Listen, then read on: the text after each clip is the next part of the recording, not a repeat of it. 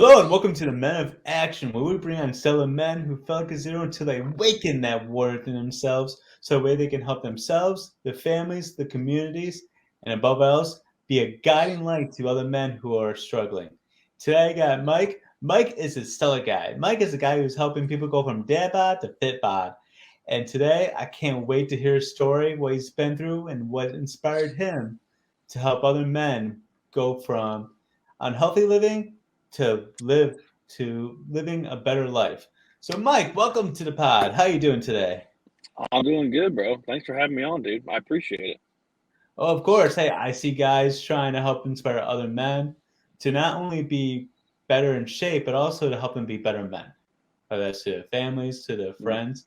And that's what this whole podcast is going. It's helping men go from inaction to action, becoming those action takers to step it up in their own lives, in their families, and in their communities. So, why don't you tell us a little bit about yourself, Mike? Love it, dude. Uh, Michael Schuessler. I am 30 years old. I live down here in central Indiana.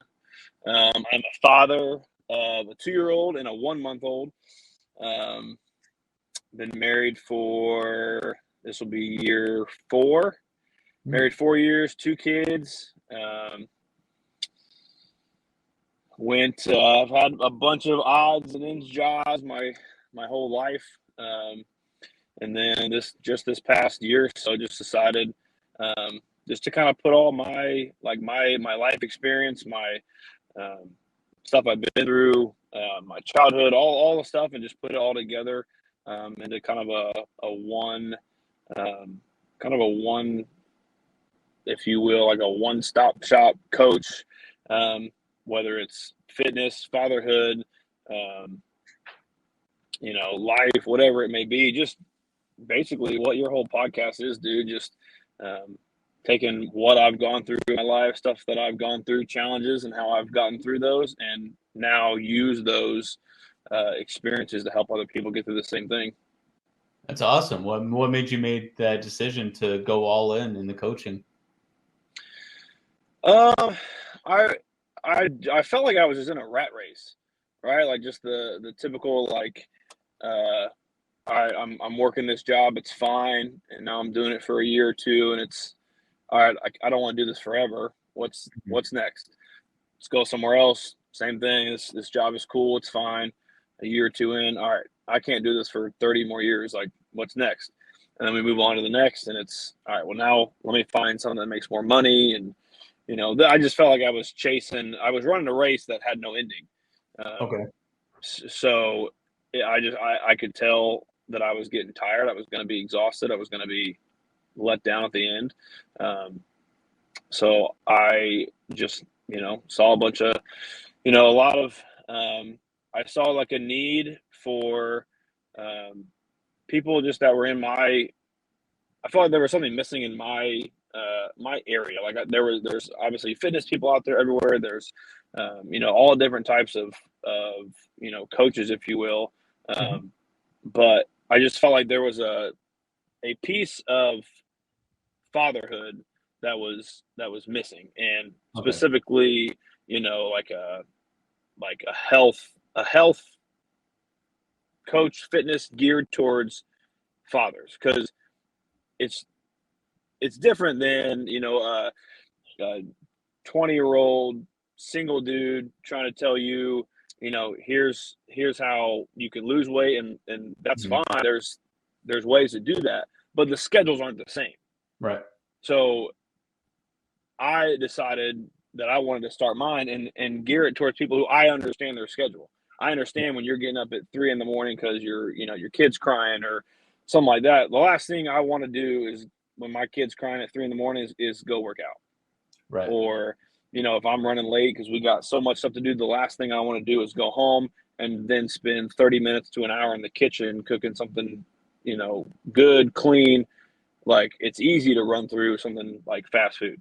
So Right. now, like I want to create systems to help people so that men, first and foremost, we have somebody next to us running this race with us. Hmm. We have other men joining together in this privilege that we call fatherhood and leading our families, but we're doing it together, because there's a lot of stuff out there is just, men and especially dads and fathers we're told to be the head of our household, the leader of our family, the leader of our wife, and the leader for our kids. But we don't have anyone helping us go through it. We're just told, hey, figure it out. Right. And a lot, there are people who just we figure it out, and there are some people who are like, I can't do this. Like I'm out. Like I got nobody help me. So that's just kind of where it all came from. And I was just like, man, I want to help. I want to help people. And I've noticed when I feel like I'm helping someone, that's when I finally feel like I'm fulfilling a purpose. Sure, you're not feeling like you're just someone at the office, just like one more body, right? Right. Especially, Right. I think of the way companies are kind of run now versus where they were run, let's say, 20, 30 years ago, where it was more of a family dynamic. Now it feels like more you're just like a body at an office. Right. So, Exactly. no, I think that's very noble for you to recognize that kind of need. And that's what something with guys too is like a lot of times, the more whether we get into relationships, marriage, and kids, the more our friendships kind of dwindle because obviously we'll sacrifice whatever it takes to make the spouse and the kids happy. And sometimes we will neglect our own needs, and men need men. I mean, just simply put, Yep. we need each other. So it's trying to find that balance of this is what we need, and we need people to help us relate. Like you said, when you have a screaming kid, whether they're sick, nightmare, whatever, at 3 o'clock in the morning, you need someone to be like, okay, dude, I understand why you didn't get to the gym. Just Right. go tomorrow, basically, or Right. next, whatever you can, like Yeah. make a schedule and have someone help you through it. So Yeah. Yeah, man. I mean, I think the more men that rally around each other and we link arms and run this race that we're called to not just live, but we're called to lead. I mhm. just there's a big responsibility um, as men, whether it's in our friend group, our marriage, our kids, our job. Like society, just we look to men, and I just feel like it's our duty, our responsibility to lead the correct way. So the more people that we have, you know, linked arms, gathered around together, saying, "All right, here's what I'm going through. How can I work through it? Like, how can I adjust my schedule because this is happening right now with my kids. Right. Who can I talk to that's gone through this, or that, hey, you've got 2, 3 kids. What do you do when this and this happens? Like, how can I navigate through this? If it Right. happens to me and I got nobody to call, text, walk through it, I'm either on a short fuse and just immediately getting angry at something, or it'll ruin my day because I don't know how to handle it. So Right. even me, like, I need someone to be like, hey, what do I do when this happens? Like, how do I walk through that? So how do you go about when let's say someone doesn't know the type of man that should be, let's say, a friend or a mentor? How do you help someone with that kind of caliber? Because obviously there's a lot of guys out there who maybe less motivated or less know-how as well. Like they don't know what to do either because they don't have another guy of themselves, so they just like to complain about this situation versus do something about it. So how do you kind of help somebody basically find like a good man to lead them, support them, and go through life with them? Yeah. Um, well, with me and my kids, like, I try to always, and it's taken me a while. Like, when our daughter was first born, like, for me, like, newborns are really, for those who don't know, newborns are pretty chill. Like, they just eat and then they sleep. But Oh, once that's they true. get older, like, they get a little more fussy, this, that, and the other. So I didn't know how to handle it. So Mhm. if I have it in my head of how I want things to go, right? We're gonna, my daughter, for example, when she was young, we're gonna feed her, we're gonna lay her down, and she's gonna go to bed. Right. Well, then you'd feed her, you lay her down, and then she'd fall asleep. But then, like, in an hour, like, she's crying. Well, now I'm like, all right, this is not going as I planned. Like, now I'm about to get real mad now because that was the only way I knew how to handle situations was anger. Okay. So it got to a point for me where, to your question, like, one, I think something when it comes to your spouse, when it comes to your kids, what makes like a man a good leader, I think one is handling situations the right way, and I think two is for your spouse and your kid is being that steady, even keel presence. Hmm. When things go crazy and the kids are screaming and all this stuff's going wild, your wife needs to be able to turn to you and like you're not also screaming, going nuts, like freaking out, like because now the whole house is just chaos, Right. right? So if kids are screaming and your wife looks to you and you're just like, hey, we're gonna get through it, it's gonna be okay, like that just immediately kind of just levels out the house a little bit. Um, Mhm. and something that I try to work through is, when a certain situation comes up, the way you handle it right now is how your kids are going to handle that same situation 15 years from now. Correct. Absolutely. Like what your kids how your kids see you handle situations, that's going to be how they handle situations. Yeah, You and know, and it starts incredibly young that they just see that because how things are modeled in the home, and we wonder sometimes why kids act the way they do. But then when we see the parents acting the way they do, then it's like, okay, got it. yeah, you see, I mean, like when I was, you know, when I was growing up and even into my early marriage, early stages of like being a dad, like I if something didn't go how I had it planned in my head, my immediate action was anger. Okay, Like I was very mad all the time because it didn't go how I thought. And I look and I learned so much almost every single day about, as you're a spouse and you're a dad, like where you learned it from. I learned right. it from my parents when a situation would occur when I was a kid. It was, my dad would immediately get angry at something, or my mom would immediately yell or scream. Well, then you start to dig a little bit deeper. It's okay. Well, how did they learn it? Well, they learned it because that's what they saw. Right. They saw the same thing when they were kids. Their parents got mad and yelled at them and screamed and you know beat them, whatever it may be. So it's just going to keep going down until a father, a mother, whoever it is, says, "All right, we're going to break the cycle here. Like Mm. this family cycle of anger and of you know depression, whatever it may be, whatever is just a curse on your family, that's Right. going to end here. Like for Mm. me on my end and my side of the family, I told myself anger, the the the always angry at everything, it was going to stop with me. Good. Good. And there's still obviously times that I get really like I lose my cool or whatever it may be, but like it's not as bad as it was. It's not as bad as it was 2 years ago, not as bad as it was 4 years ago. So now I know in a year from now I'm going to be even better than I was now, and my kids won't see that. That's awesome. That's it takes a lot of bravery and courage to be the one who's going to be that cycle breaker that no longer this penetrate you. I mean, yes, we're also susceptible to anger and frustrations and everything that comes out. It's like how you work through it, how you handle it. So, what's helped you to handle some of the anger? So, today is a lot better than 2 years ago, from a year ago, Right. 6 months, 3 months. What's really helped you to be that man of action to control that anger? Well, like I said, I think I didn't want my kids to see it, Right. and I didn't want my kids to still I didn't want them to grow up and then now they're angry at everything. Hmm. And I learned that at the end of the day, anger really is not going to solve your problem.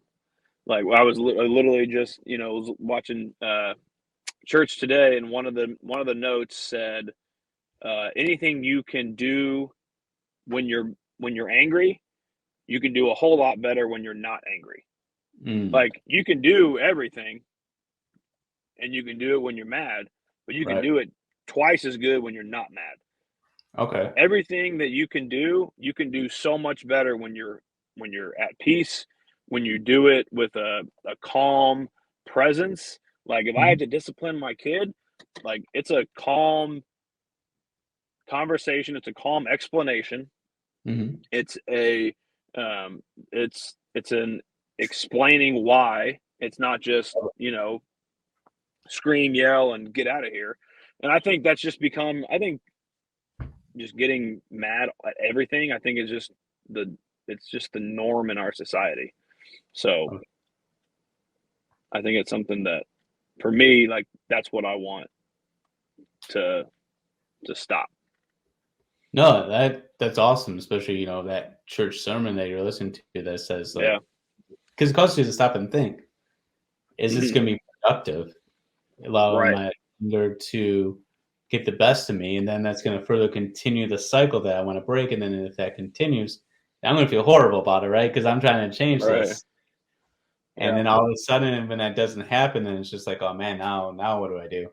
So, which goes Mhm. back to the earlier point of surrounding yourself with men who can help you do this. So, do you have a good solid group that you can rely on, that you can call up, like let's say within a day's notice, if you're going through something, or just to release some frustrations?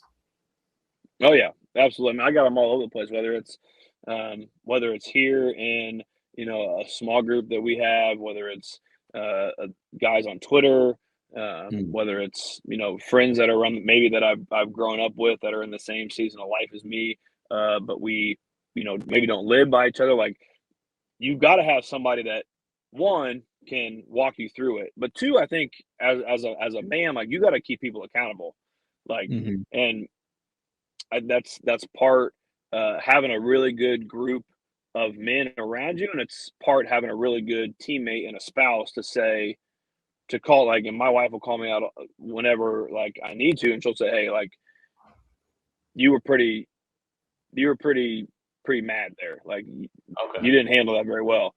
Like, you gotta have both, where you gotta have people that you can go to and say, "Hey, here's what happened. How do I walk through this situation?" And then you got to have the same people know what you did or how you did it, that say Right. that was wrong. What you did was wrong. Or people that are texting you, "Hey, did you, have you read your Bible today? Have you told your kids you love them?" Like, somebody always keeping you on, like, your highest level. That's awesome. That's no way. No, those friends, those groups, they're diamond in the rough, man. They really Yeah. are. Yeah. I always, Oh yeah. go in the notion that if you can count on your fingers, some good people that can call at a drop of a hat, whether it's one or three or five, man, you're blessed. So for you to have, Yeah. and that's what's kind of nice about social media when it's used for good, is that it connected us to a whole bunch of different people. Like you and I Right. have met through Twitter, and I Right. love all the things that you produce and how you're encouraging men to be good fathers, to be there for your kids. Don't abandon kids, don't leave your kids. Don't be that man of inaction who comes home, sits on the couch, turns on the TV, and expects something to be done or fall Right. asleep. Yeah. Exactly. But I do those things. But the first thing you should be do is to greet your kids and to greet your wife and Right. to show that appreciation. And that Hmm. way you can go from there and depend on the day you have and type of work, of course, because obviously there's different Right. levels of jobs, different stress levels. But at least the kids will see, from an early age, oh, dad has always greeted us. Dad has always showed. Hmm. Then dad goes takes a nap and does whatever. Yeah. Because they know especially when you get older and you recognize how exhausting jobs are and how Yeah. dad might have just gotten off a double. Hmm. Yeah. So Yeah, I mean, like, something something I try to tell myself is, like, there's dads out there everywhere that are like, every dad I know is tired. yes, Like, we're all tired. Like, we all worked. We all, running around with your kids is exhausting, but they need you, man. Like, we, as men and as fathers, we can't afford to just to sit on the couch and watch time pass by.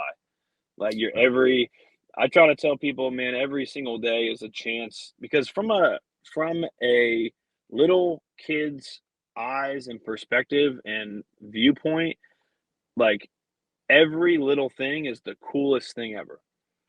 Right. Like every single day, every single minute is a chance to make their little brain just make a little memory. And all that over time, it builds up to where they trust you. You are their comfort. You are their safe place. And that bond just builds over time and over time.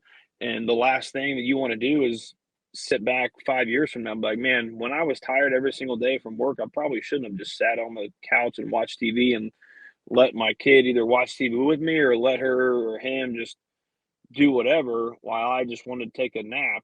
Like you miss out on Right. so much stuff. And as we both know, the years go by fast. I mean, they don't slow Yeah, man. down. I mean, years. I mean, but when you Yeah, wake up, you're 10. you yep. It's long days, but the years are short. The years are really That's a short, great but way to the put it. days seem Yes. like forever, but all of a sudden. Yeah. Days are Yep. long, years are short. That's a good way to put it. Yeah.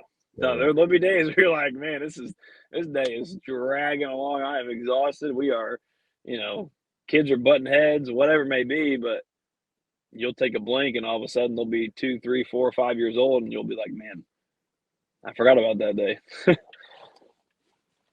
yeah. And that's something to always keep in mind that, every day it's just every day that we have is a day to do better. And every day that we're alive, Yeah. that we have a day to make an impact in our families, our communities, and ourselves, more importantly. Because I always go to the notion Yeah. that if we don't take care of ourselves, then how can we take care of anyone else? Right. And that really goes to, the heart of my coaching is there is the fatherhood aspect, but there is the fitness aspect. And Hmm. that's like, I mean, that's the main reason why it's so important to be healthy, take care of yourself, like a good workout routine, to push yourself wherever. It's important to take care of yourself and be in shape and be fit as a dad. Because now Right. you come home and you're not as tired because you're not 50 pounds overweight. Like you're Oh, taking care of yourself, you're working out, you're not eating terrible food. So when you come home, you're not so sluggish, but yeah, you may be tired, but hey, I still got energy for you. Like I'm working out all the time, I'm putting good food in my body. So at the end of the day, I still have energy left. yeah.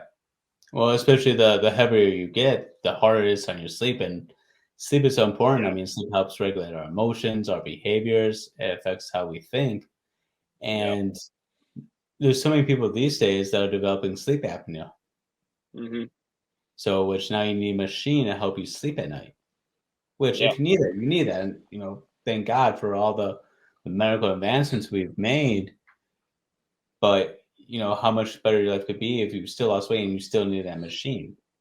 Just help Mhm. give you that better quality of sleep, and especially when we put in the right foods in our bodies and not stopping at McDonald's, but maybe doing some meal prepping, which is a Yep. challenge in itself, finding out which foods taste good with the meal prep. Right. But again, it's taking that step and that action step to do better. Mhm. Yeah, it's all about it's all about why are you healthy? Why Right. are you taking care of yourself? As a dad, it changes, right? As a 20-year-old, 22-year-old, like why do you want to take care of yourself? Well, Right. I want to be in shape. I want to be the best looking dude in my class, in my college, whatever it may be. I want to be able to do and I want to be able to run a marathon, whatever it may be. As a Right. dad, you can still have those. But now, like for me, it's switched a little bit. It's I want to be able to walk my kid down the aisle. I want to be able Mm, to walk my daughter down the aisle at her wedding. If I don't take care of myself, someone else is going to do it because by the time she gets married, I'm going to be dead right. because I put terrible food in my body. I never worked out, never exercised, never did anything to keep myself healthy, and I didn't make it to her wedding. I want to be able to take my son out in the yard and you know shoot basketball with him, play baseball with him, whatever it may be. Like run, like go run. I want to go run 5Ks and 10Ks with my son, with my daughter. I want to be able to go run those if they like running, if they want to run. If I'm 300 pounds, I can't do that. Correct. So now there's things that they're interested in that you can't do. So now they're going to go find somebody else, and you're missing out on all that time, all that memory. And I think that's a big wake up call for actually a lot of guys. I'll hear that quite a bit when they're like, they'll wake up one day and be like, listen, I'm gonna have to walk my daughter down the aisle one day. Like, I want to Yeah. be there. I don't want, like you said, I don't want someone else doing it. I want that's be my Yeah. spot. I'm not gonna let someone else Hmm. take the spot that's mine that I helped raise this young girl from the Right. time she was in the womb to the time she's ready for the groom. Hmm. Yeah. It gets personal when you change it up a little bit. When you change it Yeah, up, people's specific lives, and not only is there a chance that you may not be there, but there's a chance that this this girl that you helped raise, someone else is going to do your job that you were supposed to do, but you didn't take care of yourself to make it there. that's right. No, I think that's a great wake up call, especially with your boy and wanting to play sports or just be active. And that's the other reason you hear about it's like I want to be like you hear about this all the time on Twitter. Like I want to be 6, 7 years old and chase my grandkids. Right. Yeah, So exactly. I mean, be the Jack grandpa years that's down the road. hey, especially with supplements nowadays and things getting better and that things are natural and healthy. Yeah. There's and I was just talking to someone about this today. It's like there's so much that we have now with technology and advancements that there really should be no reason we shouldn't have high energy levels. I know our food Right. quality has definitely changed just from a Yeah. nutritional value. So it's trying to figure out what can we do to supplement that? What can we do Hmm. to make sure we further take care of our bodies and not go to Starbucks and have a drink that's 1,000 calories. But if you go to Starbucks for a business meeting, get black coffee where it only has Right. maybe a couple hundred calories, but if that, but it's more healthier. Right. Find Yeah. out different alternatives. That way you can make sure you're healthy. Because I know when I'm eating right and taking care of myself, I feel excellent. When Oh, I you feel great. deviate from that, then I don't just have an off day, but it might be a few days. By the time my blood system works through everything, it's just something I've naturally discovered. Right. I'm sure you see that all the time with the clients that you see. Hmm. Yeah. I mean, I tell people all the time, and I've heard from a lot of people, and somebody, I think someone told me, and it was a really good, it was a really good thought, and I was like, I said, there's, I feel like we've been lied to about what healthy is, and people don't know how to eat healthy. Right. And he told me, he's like, he said, people know how to eat healthy. They're just too lazy to do it. Like, that, maybe some meat and some vegetables are better for you than a large pizza. You know that. Yeah. Like, people know that. They're just too lazy to do it. They're too lazy, they're too stubborn. They don't care enough to make the switch, or to replace this food with that food, to eat more of this and less of this, eat less food in general. They just don't have the discipline, or they're too lazy to do so. And I was like, I've never really thought about it like that, and it was a really good way to put it. Yeah. The only thing I would say to kind of counter that would be looking at what resources do you have. So do you Yeah. have the funds to have it? Do you have the whereabouts? So, like, I'm from Michigan, so obviously right next to Detroit. If you go to Detroit, there's really no grocery stores. There's a lot of liquor stores, but not a lot of grocery stores. And when you go into some of those liquor stores, let's say 3 bananas, if there's even a banana there, might be 3, 4, $5 compared to the bag of chips. That's $2, and you can get your bang for your buck with the chips versus the banana because it Right. could feed more people. So I always take it because sometimes I talk to my own clients about health and nutrition, but I always go with the notion of let's look at what you can afford.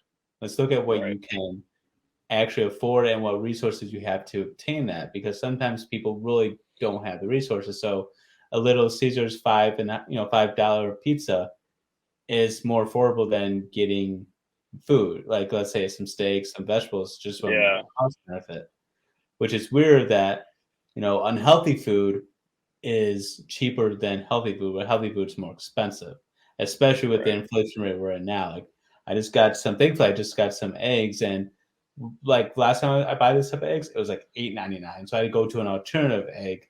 This Yeah. time it was like $5.99. So it's also trying to factor that in as well. Hmm. Yeah, and it's not, it's just like you said. A lot of the stuff is, depending on what you buy, can be expensive. If you're completely new into this, you don't go from pizza and fast food and all this to organic, Right. organic grass-fed beef, uh, free range chicken and ultra pasture, like all that. You're Yeah. going to get your grocery bill is going to be $700, Oh, easily. and then and that's why, and that's where it happens. And people are like, eating healthy is way too expensive. I can't do that. You don't need to go, at least in the switch in the very beginning. You don't need to go do all that. Just go Hmm. buy some ground beef and go buy some frozen veggies and Yeah. call it a day. Like, you ain't gotta, don't get too complicated. Just keep everything simple. And I think it helps on, especially on the food cost, especially in the beginning, because like you said, if you don't have it, that's the only thing you can get is organic, all this, that, and the other, and all of a sudden your grocery bill's $350. Yeah. You're just gonna quit. You're like, I'm not eating healthy. It's too expensive. Well, But also, it's good. I was gonna say, in that same sentence though, is it as expensive as the possible doctor bill you get 5 years from now? Now, that's a very good point. And Yeah. some people be like, well, I'm not worried about 5 years from now. I'm worried about Right. feeding, obviously, my family today. Right. Which is good on one hand because it speaks volume that you're going to do what you can to make sure that there's food and you're taking care of the family. But that's one thing that, and I'm trying to promote this more on the channel and even on Twitter, is the fact that let's take care of each other again. Back in the Mhm. 50s, 60s, 70s, and maybe a little bit into the 80s, communities took care of each other. If Yeah. someone needed food, someone was there, and maybe you did. Maybe to get that food, you might have mowed the lawn. So you get that social exchange going on. We don't do that as much anymore. We don't really take care of each other. And yes, I'm sure there's still communities out here that if you need food, they'll take care of you, but I don't see it as frequent. There's almost like a sense of pride, like I can't ask for food. Like I can't ask my neighbor. Yeah. Even if like I would do X, Y, and Z back. When it comes back to like a sense of pride, you gotta humble yourself. It's like let's focus on taking care of each other. Let's focus on building back those communities where if you're hungry, I'm gonna feed you. I may not like you a whole Yeah. bunch, but I'm going to do this for the community's sake of taking care of you. Right. So, Yeah. Yeah. I mean, I think that's why we were created to help people. We were created to give. We were created to lock arms and walk through life with people. We weren't made to do this life by ourselves, and we also weren't made to, all of the resources that we have as our own people, like all the stuff that I have, I was I am created and wired. We as humans are wired to then give that to people. right. Like we're not meant to just hold it all in for ourselves and be selfish. We are meant to give that to people. And to me, the test of a man is, can you give that stuff to somebody with and ask for nothing in return? Mm, okay. Like, are you? Because then it's okay. Are you doing it because you can get something out of this person? Like, hey, I got a lot of chores that need done. I'll give you a couple pounds of beef if you can knock out some of these chores in my house. Yeah. Like, or is it, hey man, I got plenty of food, I got plenty of this, that, clothes, whatever. Take it. You need more? Come back. No strings attached. No nothing. Like that's the test of a man's character. I 100% agree with you. Taking your shirt off, going back and giving it to somebody else in need. Yep. Those stories are always incredible. Like you hear, I think it was a couple years back, this guy literally gave his own shoes that were literally on his feet and gave it to someone else who just happened to be the same foot size, or at least Yeah. close enough to it, and didn't ask for anything in return. And I think that's exactly it that we need to get also back to is finding that balance between just giving something food, shelter, whatever they need, just out of the goodness of your heart.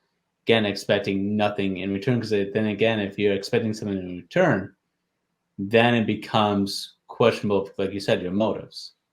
Right. Yeah. There's strings attached to it, or there's, Yeah. hey, remember a couple years ago when I gave you, Yep. food, or I gave you something. Hey, I'm ready to cash in that favor. Like, it doesn't need to be a favor. Like, it's how we were created. It's who we were created to be, is to help each other. Yeah. Yeah. Okay. We gotta just. There's just so much we can do, and obviously that's why we focus on ourselves and our families, and focus on our communities, how we can make our communities better, because that's how we show that we're the difference and the true testament of a man. And that's standing up for what's right, being even tempered, not allowing your temper to get at you. And if you find your temper getting at you and taking over, then maybe find out ways to seek help, whether that's an accountability partner, getting some therapy. Because obviously men aren't very likely to go to therapy or something like that or equivalent to, and just being more open to learning more tools. And it might take you some time finding a good counselor, therapist, or accountability partner, or going to your religious leader, whether that be a pastor in this case, Yeah. or a rabbi, or I don't know what, going to the mosque or something like that, going someplace to get that extra help that you might need. Right. Yeah. I mean, you got to have, this kind of goes back to, the whole, a lot of what we've talked about is you need somebody. You need Correct. somebody who's in your corner. You need somebody who's pushing you, somebody who's there for you. Like, you got to have, people who are walking you through life and are also pushing you to get out of your comfort zone and be better at the same time. But, also are there for you when you're down, pick you up, but also not let you stay there. Yeah. So, And as we all know, that's why we're all in tribes. I mean, we all depend on each other, and we all had a role of what to do. And when you don't have roles and you don't have assigned roles, then you don't really have anything. All you have is a state of confusion. yeah, confusion and chaos. Yeah, which likes. People may fight against order, but everyone loves order, like kids. Yeah, They don't like they love rules, but they want to see if you're going to really follow those rules to see really that testament of your character. Because if it's I can get through this, what else can I do? yeah, I mean, that's how we came up with the motto. You give someone an inch, they take a mile, sometimes 10 that's miles. right. So it's like, I know. even I being more know. even tempered, doing all those trials, we're like, nope, I gotta stick to this because this kid's watching me. I gotta make sure I do good, or this guy's Yep. watching me. I can't just lose my control because I just talked to him for like 2 hours about controlling himself, and I can't just allow myself to get out of control in this one moment. Yeah, that's 100% true, man. 100% true. Yeah, and it's hard. It's because Yeah. anger it's so easy, and as guys, sometimes we're a little bit more physical about it because we Hmm. exert it a little bit more. So it's getting a stress ball and actually. So I found like with stress balls, you have to actually squeeze it. If you get to like a repetitive motion, doesn't do anything. Just it's like the equivalent of like pacing. Right. I've learned something with me. I think I learned that when you get mad, that is not the reason why you're mad. Right. Right? My kid spills water on the floor and I get angry. Right. I'm not mad because she spilled water on the floor. There's something else going on in my own life that it just got lashed out on the water being spilled. There's something Correct. else in, like, why you're mad. That is not the reason you're mad. There is something else deep inside that you either haven't dealt with, Mm-hmm. or that you maybe are going through and you're not expressing it, or you're not bringing it to anyone. You're just harboring it in, and then one little thing that isn't really the reason that got you upset, you're going to blow up on that one thing, and you're not going to be happy with yourself. Yeah, and you just kicked on like actually two key terms that are actually defense mechanisms. The first one being displacement, so that's you being upset about something else and taking out on somebody else. Right. So your daughter spills some water, and you take all that frustration, anger about the water, when really it was something else that was Exactly. actually making you upset. And then the other one would be what's called projection, which you're projecting on someone else your own insecurities and your frustrations. So you might be, that's going back to what you said, you're frustrated about yourself in some ways that you haven't dealt with, and then you're taking it out on your daughter in this Hmm. case. So really, I mean, Yeah. this has been studied and looked at countless times, and we know this, and that's the knowledge piece. We just need the wisdom piece of how do we apply it? How do we apply what is going on, what we know, so we kind of stop saying it's like every time I get angry, this happens. It's like good. Hmm. You have knowledge. You know what happens when you get upset. What you lack is the wisdom, and that's knowing what to do to control that anger, bug from allowing it to destroy. And that's what anger does. anger done in an unrighteous way does nothing but leave a volcano of fiery ash and lava amongst everywhere that affects every piece of a relationship. Yeah. That's good So stuff right there. yeah, well, I think that will also kind of help guys out a little bit, knowing that not to be so hard on yourselves, because a lot of guys are really hard on Yeah. themselves. Because if you talk to a lot of guys, they don't like being angry. They don't like what anger does to them, and they don't like it what it does, and they're just like, I just don't know what to do with it. I've Yeah. always been angry. I've always been frustrated. Mm-hmm. I've always allowed it to consume me.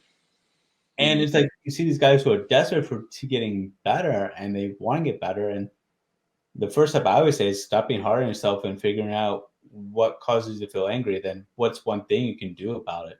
Because if you can think of Yeah. one thing, at least the 2, 3 things you can do it. So that might be going and working out, taking a few deep breaths, doing something. Yeah. I try to think about how other people see me when I get mad. Oh, that's a good one. That's ooh. Mhm. Yeah, because I notice it when someone else gets mad, like when a parent or when somebody gets mad, say in the store or somewhere, I'm like, you kind of embarrass yourself over there. And I'm like, man, that's probably what people think about me when I get like when I Mm, would get mad. And I something it was early in our marriage, and my wife told me, and this is something that really like sparked me is she said, you know, so you are not very attractive when you're angry. And I was like, oh, ooh, ouch. That is that hurt. So like immediately I was like, all right, when I'm like this, my like not only do I not really like myself, but my wife is disgusted with me. yeah. So that's when I was like, all right, there's more than just I got to control this situation. Like, all right, now I'm starting to affect other people, either how they perceive me. You know, they don't want to be around me. They don't feel, you know, I don't ever want my kids to not feel safe with me because all I do is scream. Like, I don't want to be that parent. So that was like kind of like the kickstart of like, all right, we gotta we gotta get this in check before it gets too far. Yeah. I gotta say, you have a lot of great whys, and that's what in personal development we always talk about is the why. And I know we mentioned it a few times here today is having that why. Like, why do you want to get better? Why do you want to control your anger? Why do you want to be a better father? Why do you want to get in fitness and get in health and go from a dad bod to a fit bod or something equivalent? And for you, it's, I mean, that just hits home when you have a significant other or spouse that says, yeah, you're not attractive. You don't look good. You don't look sexy when you get angry. Yeah, And you're just yeah, like, that's oh, man, you yeah. talk about I know fiery dog. you're about to say you want to tear a man down. Just your wife tells you you're not attractive when you do this. All right, I'm not doing that ever again. Then so Well, and the fact that you care about it too, right? A lot of guys, but yeah, okay, well, sunshine either, into the yeah, fire, but exactly. like take that into consideration. Hmm. That's what's amazing about you is you took that in consideration. You're like, okay, that means I have to. You told me I'm unattractive. Okay, and you're a masculine guy, so you can kind of be told that a little bit. It's a little bit easier being told like what you're not good at a little bit, especially when Right. it's the truth. But it's Yeah. also done in a very loving and caring way Yeah. because And that for the makes it. longest time, I for the longest time I was very defensive. And it's someone I still kind of struggle with, but I was always, you know, somebody tells me something, all right, I'm flipping that over. I'm not dealing with what they're talking about. I'm gonna Right, flip it over, just kind of like you said. I'm gonna point out things that they do wrong too. So now they're thinking about what they do wrong, not about me anymore. And I don't have to deal with what they told me. I don't have right. to deal with the things that I need to address. We're just gonna point the finger back at them. And I did that for so long, Mm. and I never I never grew. I never grew. I never got any better. I never, you know, became more mature. I never like nothing because I never worked on myself. I always just pushed it off to somebody else and told them, "Hey, that's you need to figure out this first before I start working on me." Well, hey, I'm glad you decided to take that responsibility, humble yourself and to reduce some of that pride that I'm sure you had, pointing out the Oh blame to yeah, everybody else. I mean, that takes guts, man. That takes a lot of guts and ownership when you look at yourself in the man in the mirror and be like, listen, we gotta change. Can't be this way no more. yeah, yeah, And then work every day of your life to be the best man they can be possibly. And that's why, Mike, yeah, that's the definition of a man of action. It's like always striving to get better, always Yeah, striving to be more loving, more caring, more gentle, more compassionate, more assertive, more firm, all at the same time. And that takes a lot of work and effort. I mean, yeah, life is effort, but it's worth it, right? It's like no pain, no right. gain. Exactly. Don't stay where you are. Yeah. Because if you ask anybody, who's ever happy with just being who they are? Yeah. Unless I mean, you're just, if you stay where you are, everybody's gonna pass you up. You gotta keep on moving. yeah, and then you're just always gonna be lying to yourself that you're never happy. You may try to convince Exactly. yourself you're happy, but deep down, no one's ever happy the way they are. Right. Talk to the average Yeah. person, they want to be where they are 5 years from now. Yeah. You gotta keep growing, man. That's something, you know, something I try to do, and something that is another thing that I never really thought about. Is all I just thought, once I get married, like, we'll be good to go. Once I get this job, like, finally, like, I'll be there. But man, life is just all about growing. There's a season for Yeah. everything in life, and you're always in a new season. You're Yeah. never in the same season forever, whether that's good or bad. I mean, I've walked through a lot of tough stuff. My wife's walked through a lot of really tough seasons, but those seasons end, and there's a brighter season on the horizon. And then when you're in that really, really good season, like, hold on to it, enjoy it, grow in that season, because that good season may not last forever either. You're going to walk through some stuff, but the growth that can happen in that really good season is going to help you when you walk through a dark season that says, hey, when I was, 3, 4 months ago, when I was in this really good place, I matured a lot. I grew. I put systems in place to help me walk through situations. And Mhm. then your season of challenges come, and you're ready. You're ready to face those challenges. You're ready to walk through hard times when they come, because you worked on yourself in that season of high. Right. Man, that's great explanation right there. For all that's what it's gonna take to be a man in action. Don't be content where you are. Always try to do better. I mean, because you have it within you. You just need to pull it out from yourself. But in addition to have your friends, your family, and everyone else beside you help pull that out with you and to have that accountability. So, Mike, as we wrap it up today, what is something you want to leave with someone today to help them become a man of action? Someone who's kind of been in action, not being comfort level. How can you speak to them today to help them on their journey to becoming a man of action? Help be a man of action, man. It's one of the big things is your why. Like, why are you doing this? For me, like I've said, for me, it's my wife, it's my kids. Like, it's more than I want to be in shape because I look good when I can lift a lot of weights. Like, Right. that's not me. Like, my my why is I want to be the best man that I can be, because that's who my wife deserves to be, Mm, to have. I want to be the best man, the best father that I can be, because that's what my daughter deserves, what my son deserves. So that way, when they get older, I've instilled these things into them of, hey, take care of yourself. Be, you know, be respectful and loving to everybody. Anybody you see, give them what they need. Be that helping hand that someone needs. Give somebody food when they need it. Give someone clothes when they need it. I get to pass that on to my kids. I you know, my wife and I get to show our kids how to do that. And man, that's a man is a man of action. To me, that's what a man yeah. is, someone who is always doing something to help somebody, to better themselves, to serve somebody. Like, Correct. we are called to be the leader of our house, the Yes. leader of our family, like the head of our household. We are in charge. We are the leader. And we aren't the leader as let's tell everybody what to do, but we lead from the front of, this is how I'm going to show my kids how to treat people.